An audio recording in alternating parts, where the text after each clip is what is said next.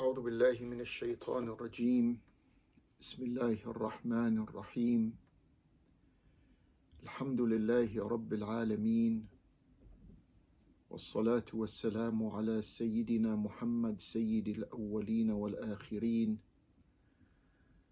وعلى معيته عترة وهجرة ونصرة. Dear brothers, dear sisters, Assalamu alaikum wa rahmatullahi wa barakatuh. Insha'Allah, we will continue our togetherness with the words of Allah, the living and life-giving words of Allah subhanahu wa ta'ala, as He is taking us through history and human nature and a particular attitude that had its historical calamitous mistakes. And remember these ayat that we have been speaking about concerning Bani Israel. These are the ayat that many officials, especially the Zionist imperialist firsters, in certain foreign ministries and state departments and foreign affairs and think tanks, Orientalists, diplomats, politicians, they are trying to weed out these ayat in their own frame of mind. They say they want to weed out these ayat from Islamic syllabi and curricula throughout the Muslim world.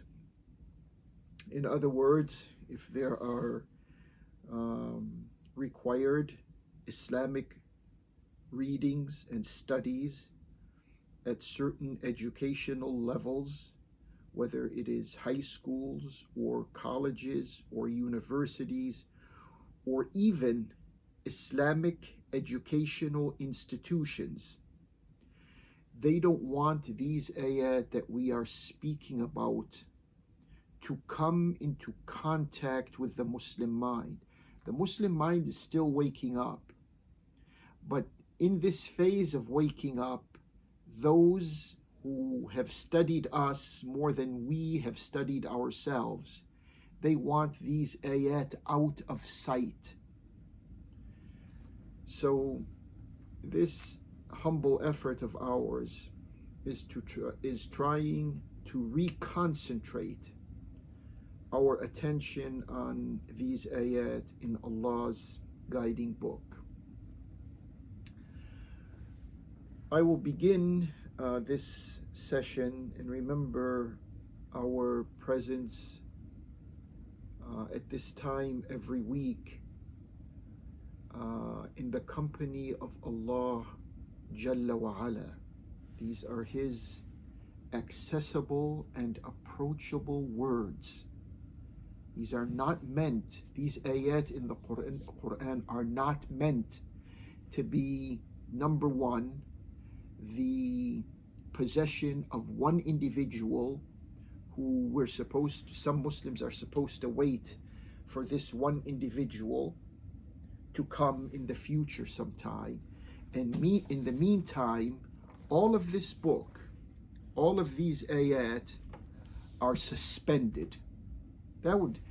This type of thinking and this type of expectation would fit very comfortably in the policies and the strategies of those who want us to disregard all of these ayat, the hundreds of ayat in the Quran that are speaking about the masters of decision makings in the world today and the havoc that they have caused humanity in the thousands of years of recorded history.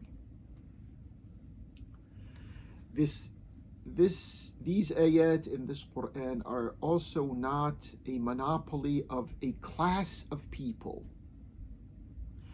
This Quran is an open book. I grant you that there have been many efforts and significant budgets that went into alienating you and me from Allah subhanahu wa ta'ala. And this has to be reversed, and it can be done. We're not asking an impossible task. There's, of course, the nationalistic and sectarian issues and problems that we encounter, but hopefully with Allah's mercy, guidance, and help, we can overcome that and reconnect with these ayat. Once that is done, all of these other issues that we've been tackling and attempting to solve in all of this, they will be arrested in due time, provided we relocate our minds and our hearts right here in these ayat. So let us come to the following ayah. We began from the arrangement of the surahs, from Surah Al-Fatiha to Al-Baqarah to Ali Imran to Al-Nisa, and now we are in Al-Ma'idah.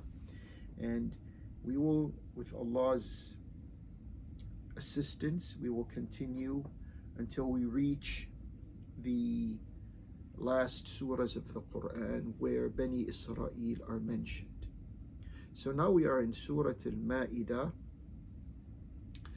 and there is an ayah. It is ayah number 32 in Surah Al-Ma'idah on page 139 in this translation. At the end of the page, it says, بعد أعوذ بالله من الشيطان الرجيم بسم الله الرحمن الرحيم من أجل ذلك كتبنا على بني إسرائيل أنه من قتل نفسا بغير نفس أو فساد في الأرض فكأنما قتل الناس جميعا ومن أحياها فكأنما أحيا الناس جميعا ولقد جاءتهم رسلنا بالبينات ثم إن كثيرا منهم بعد ذلك في الأرض لمسرفون.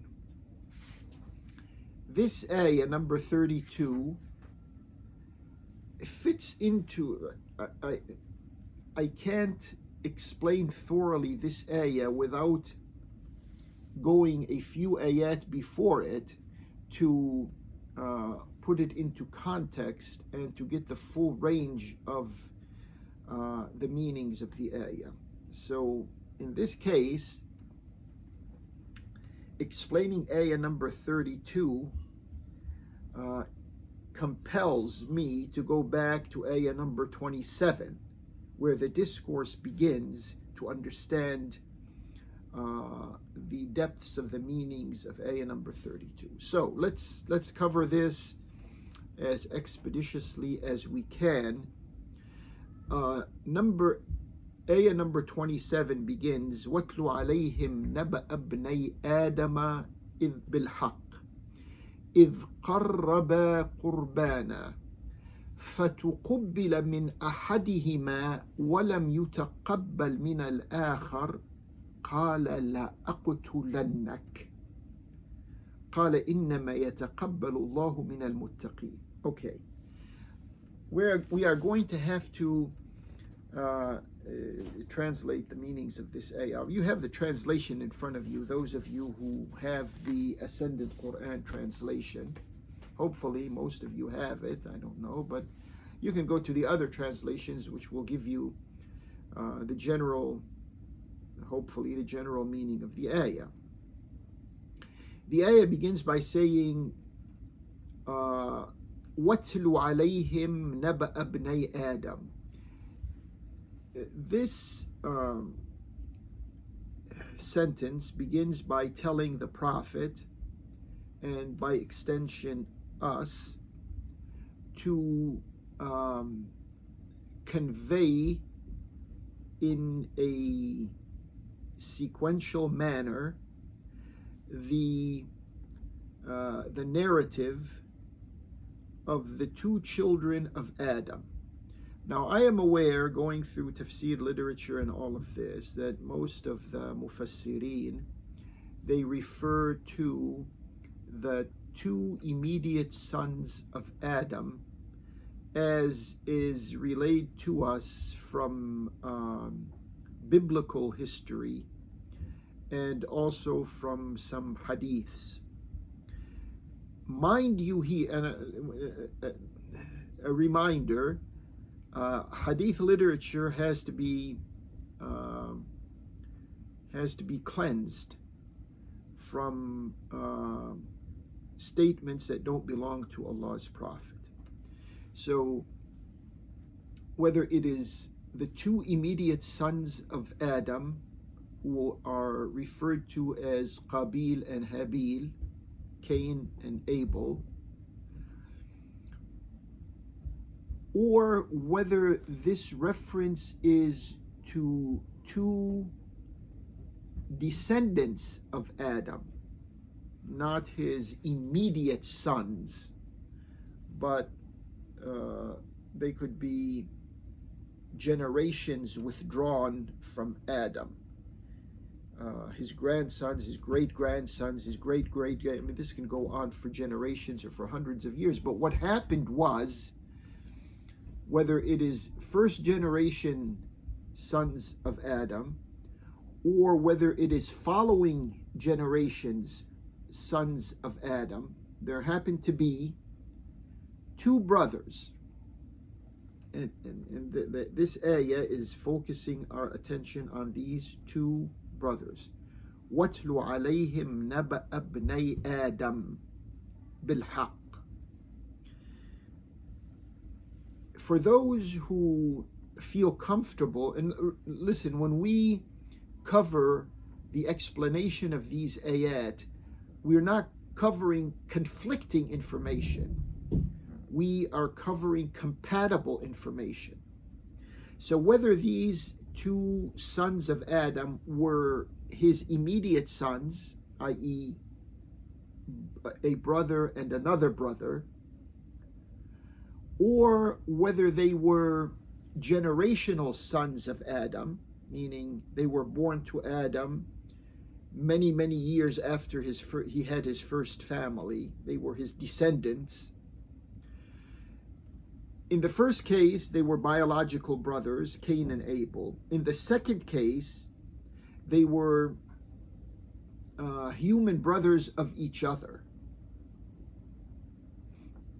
not necessarily biological brothers. Whatever the case is, and there's no conflict in understanding this, the Quran has this, Allah's words has this open for us to think about. So Allah subhanahu wa ta'ala is saying, وَاتْلُ عَلَيْهِمْ نَبَأَ ابْنَيْ آدَمَ بِالْحَقِّ. Now, this has to meet our rehearsal of these events, have to meet the standards of truth and justice. So the ayah goes on to the following sentence: إِذْ قَرَّبَا قُرْبَانًا. As they, these two individuals, offered a sacrifice. It doesn't tell us what this sacrifice is. Suffice it for us to understand that they offered something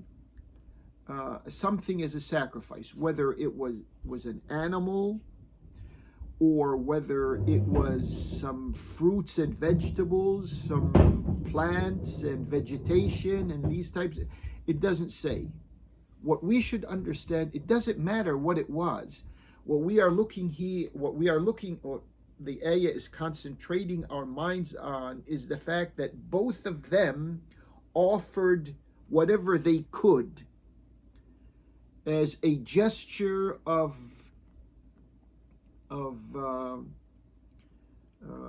approaching Allah for acceptance. إِذْ قَرَّبَا قُرْبَانًا فَتُقُبِّلَ مِنْ أَحَدِهِمَا وَلَمْ يُتَقَبَّلْ مِنَ الْآخَرِ.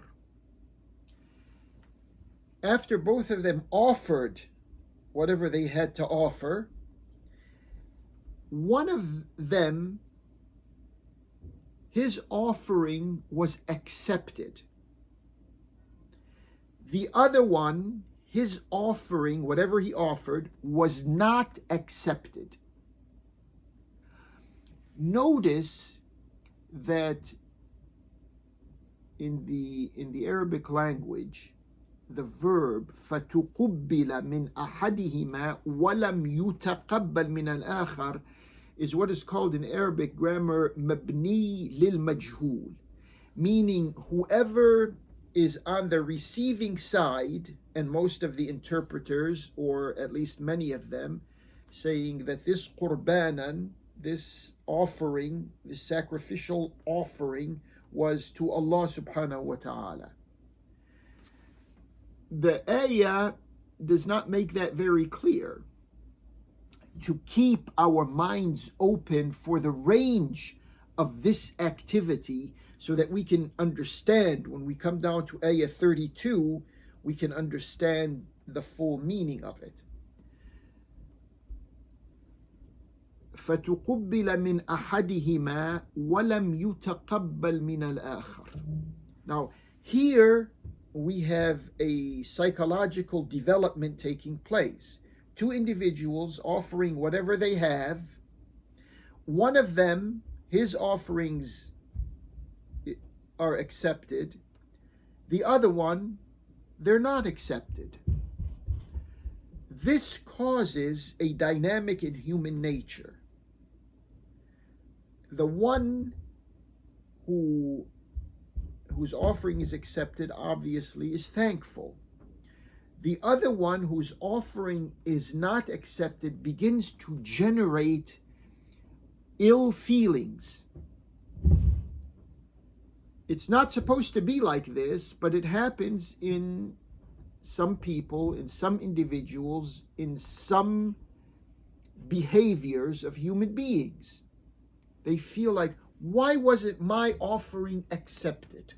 Why was his accepted and why was mine not accepted?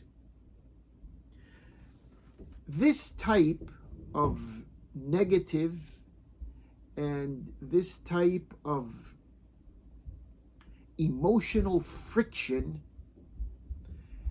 will develop into a crime. So these ayat are positioning us here at the beginning to identify the genesis of the crime. And the genesis of the crime that we are going to visit in the following ayat, the genesis are in the human feelings. فَتُقُبِّلَ مِنْ أَحَدِهِمَا وَلَمْ يُتَقَبَّلْ مِنَ الْآخَرِ.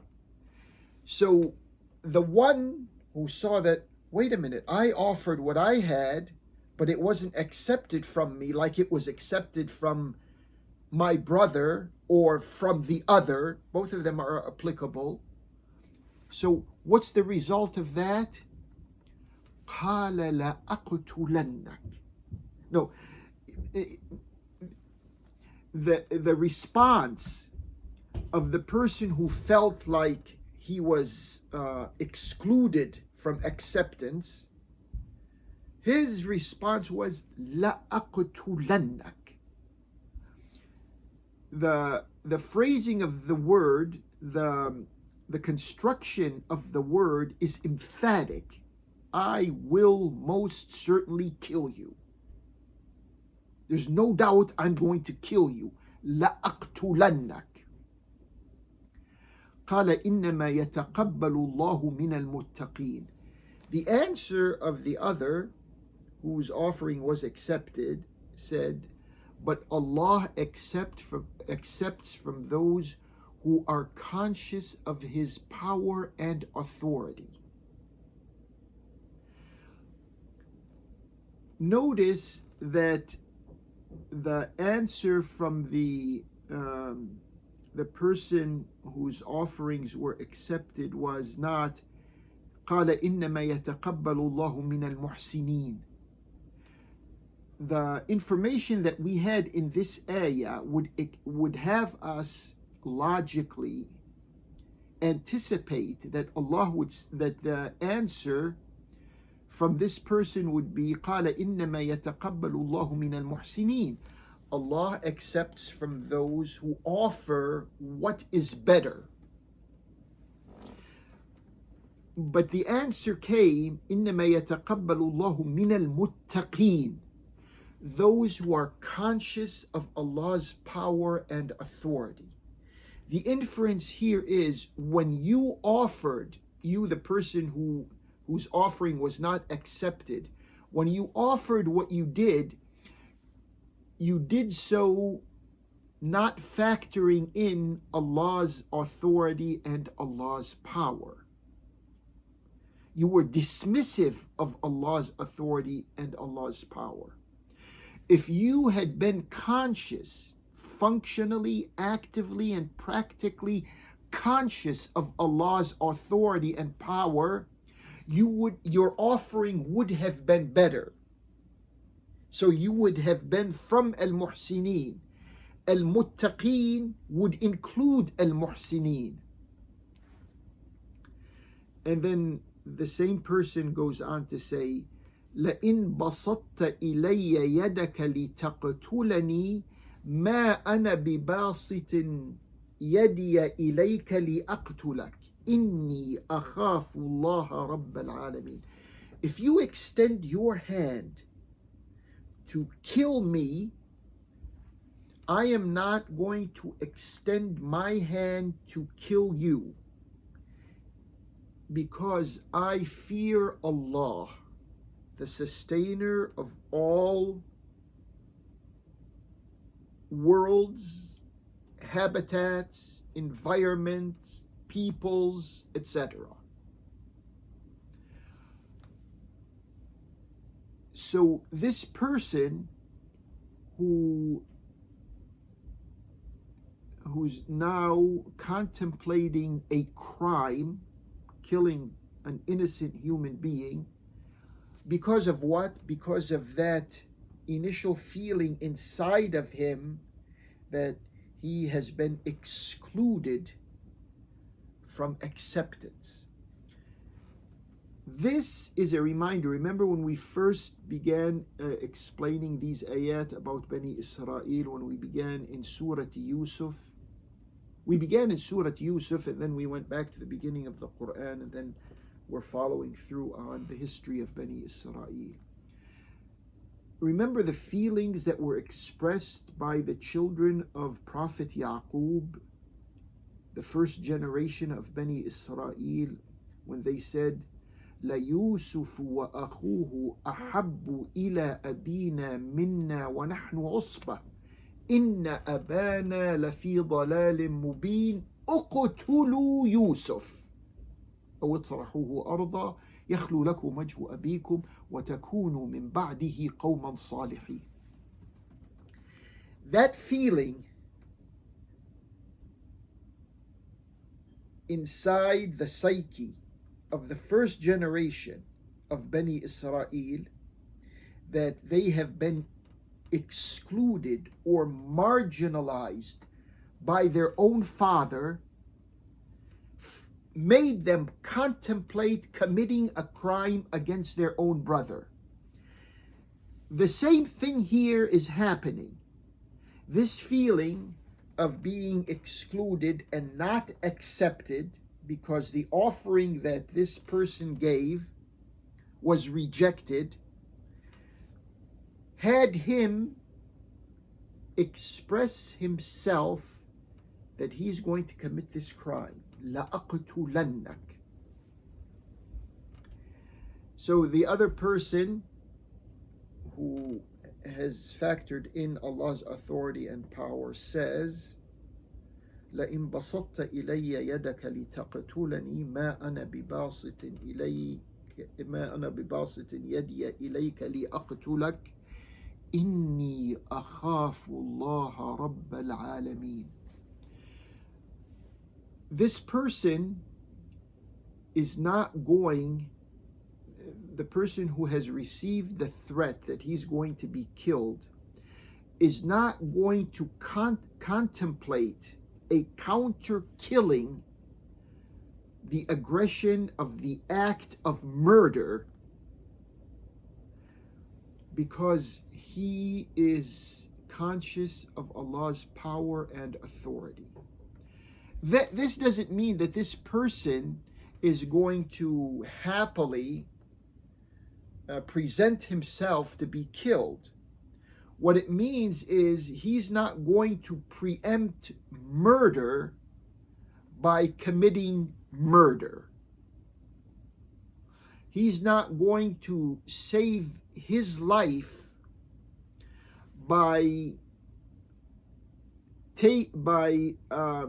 denying another person his life because of a threat.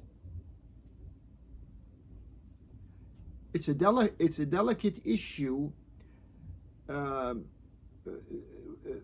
it has to be understood that you have the right to protect yourself, to defend yourself, if you are faced with aggression, with someone who is going to kill you. But if someone who is conspiring, this is a conspiracy here, that he's going to kill you, you'll protect yourself in whichever way you can, but you are not going to preemptively kill the other because you know the other is planning on killing you. If you can take this understanding into today's what's happening in the Holy Land and see how this psychology that is demonstrated here at the beginning of human history, and then demonstrated in the course of the history of Bani Israel, and lives on in the policies of the Zionist, Israeli, aggressive, apartheid, expansionist, colonialist, tribal nation state, then we can understand the roots of this psychology that is at work.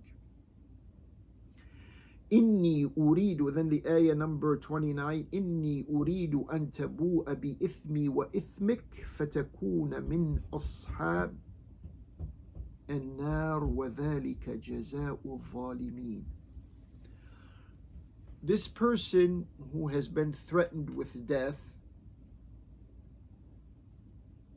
remember, he's not saying these words that are being expressed here by the victim to be.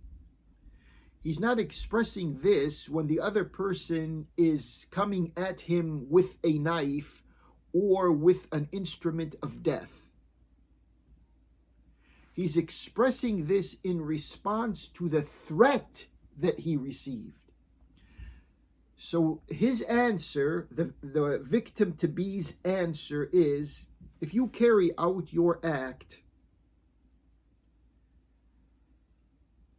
while I am defenseless,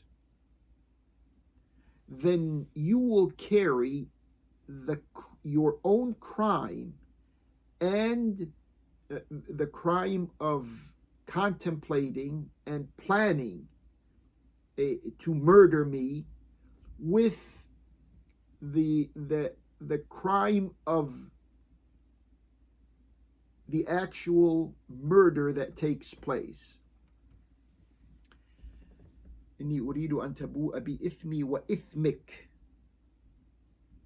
فتكون من أصحاب النار وذلك جزاء الظالمين. By doing that, you are going to belong to the fire, and that's going to be the outcome of those who do injustice to themselves and to others. فطوعت له نفسه قتل أخيه فقتله.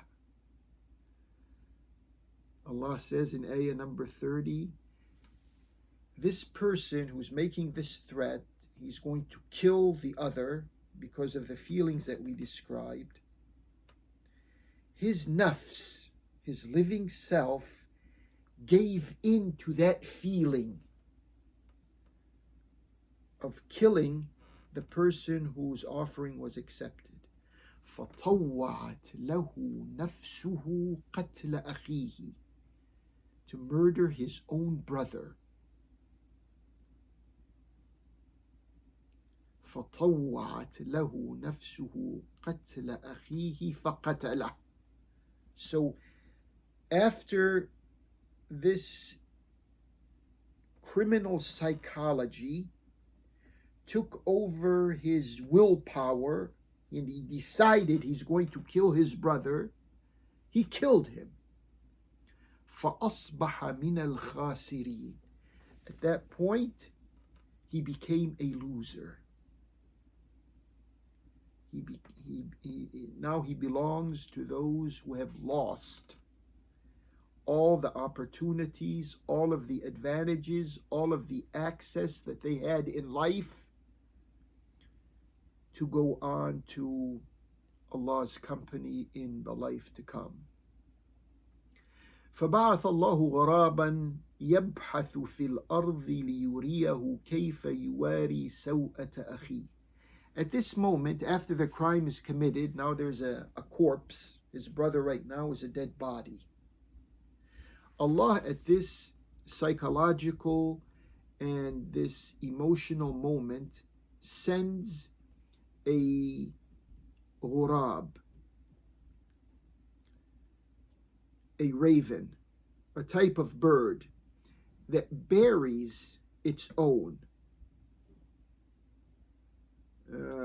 A bird that is known to bury its own type when they are dead.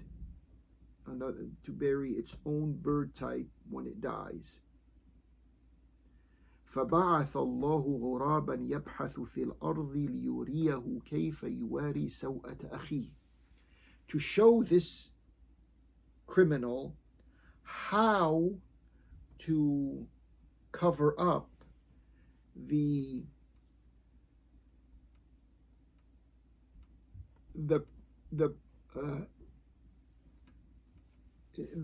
ayah here says the wording. See, we have to be careful with the wording. The ayah did not say لِيُرِيَهُ كَيْفَ يُوَارِي أَخَاهُ, to show him how he's going to bury his brother. It says to show him how he might conceal the nakedness of his brother's corpse, dead body. لِيُرِيَهُ كَيْفَ يُوَارِي سَوْءَةَ أَخِيهِ. The word سَوْءَة is mentioned in another ayah in the Quran when our father Adam, when he ate of the prohibited tree along with his wife, after doing that, which was disobeying Allah, now both of them, after they disobeyed Allah, they recognized that their body has a saw'a to it. It has a private part to it. Before disobeying Allah, the private parts of the human anatomy were unknown. But after the crime was committed, after the sin was committed, human observation began to detect that the human body has a saw'a to it, a private part. The same thing happened here when this first murderer in human history killed his own brother. He realized the sanctity of the body of his own brother. So Allah sent this type of bird to show him how to cover that body, that the sanctity of the body. Just like Adam and Eve when they were in Al-Jannah and they disobeyed Allah, and they, after disobeying Allah, they began to see the private parts of each other, which they did not see before, because there was no private parts. The anatomy was what it was, but there was no. When we speak about the private part of the body, it is the part of the body that uh, that has the potential to function in a way that will become a sin. So Adam and Eve, after they realized that, wait a minute here, our bodies have this thing that we were not before cognizant of. The ayah in the Quran says, فَطَفِقَا يَخْصِفَانِ عَلَيْهِمَا مِنْ وَرَقِ الْجَنَّةِ وَعَصَى آدَمُ رَبَّهُ فَغَوَى. Anyways, here, this person right now, after committing his crime, realized the sanctity of the private parts of his brother's body. قال يا ويلتى أعجزت أن أكون مثل هذا الغراب فأواري سوءة أخي فأصبح من النادمين. He realized at this time how futile, how insignificant I am, that I am not able to be like this bird in front of me. This bird had more instinctual knowledge